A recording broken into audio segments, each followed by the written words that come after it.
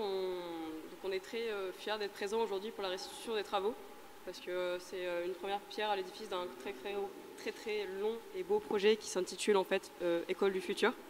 Dans un premier temps, donc, il y a eu la réhabilitation de l'école, notamment avec la création de nouvelles classes, la rénovation, également la mise en place d'une clôture pour la sécurité de l'école.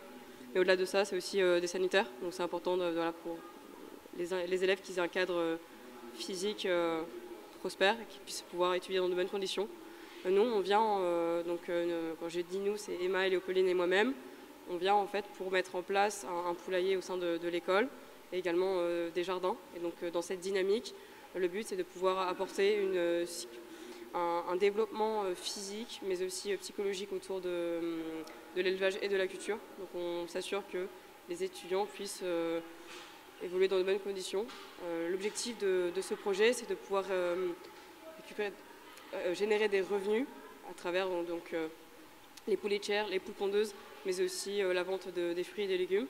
Et cette dynamique est de générer des revenus pour pouvoir en fait permettre le développement de l'école, comme l'achat de nouvelles tables, comme on a pu le voir aujourd'hui, acheter du matériel, mais également la dynamique est de vouloir financer une cantine scolaire autonome dans le but de pouvoir créer une sécurité nutritionnelle et de rendre les élèves acteurs de leur alimentation.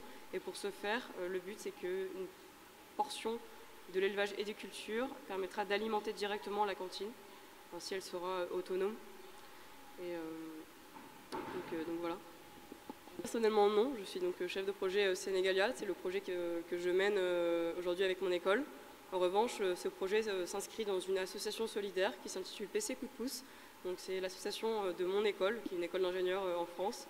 Et cette école, elle a créé une association solidaire en 2009. Et donc depuis 2009, il y a des projets.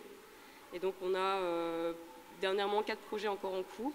On a Sénédam, qui est un projet qui a lieu au Sénégal, où la dynamique est de vouloir que les femmes puissent fabriquer leur protection hygiénique. C'est un projet qui est mené depuis 4 ans au Sénégal. Il y a également au Bénin, qui est un projet de mise en place de châteaux d'eau dans le but de traiter l'eau sur place. Donc ça a lieu au Bénin. Et ensuite, on a un troisième projet qui est encore en cours, qui a lieu en Tanzanie. Ça s'intitule Tanzaqua. Et le but est de développer un dispositif de filtration de l'eau, en l'occurrence des filtres qui seront en fait distribués à des orphelinats pour que les enfants puissent avoir accès à l'eau et que l'eau puisse être potable. Visuellement, oui, c'est mon premier projet au Sénégal, effectivement. Nous aussi, oui. Merci. Oui, donc au niveau du budget, pour l'instant, on a prévu un budget de 60 000 €, donc comprenant le traitement de l'eau et la mise en place d'un récupérateur d'eau de pluie.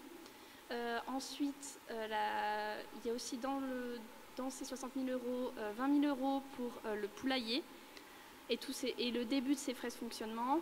Et ensuite, il y a 8 000 € pour les jardins participatifs et éducatifs pour les enfants. Et ensuite, 1 000 € pour tout ce qui concerne la formation, donc la formation de gardiens pour les poules et la formation des enseignants au niveau pédagogique. Ok, merci. Est-ce que vous avez content de l'accueil de la population de Coulon? Oui, oui.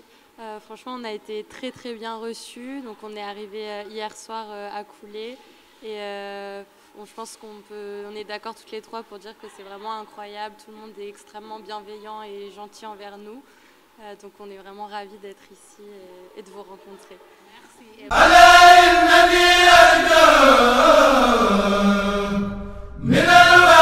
Touba Media TV, la télévision dans les prochains jours. Des émissions, des interviews, des débats, des reportages, des éditions de journal pour vous informer. Touba Media TV, une télévision basée à Touba.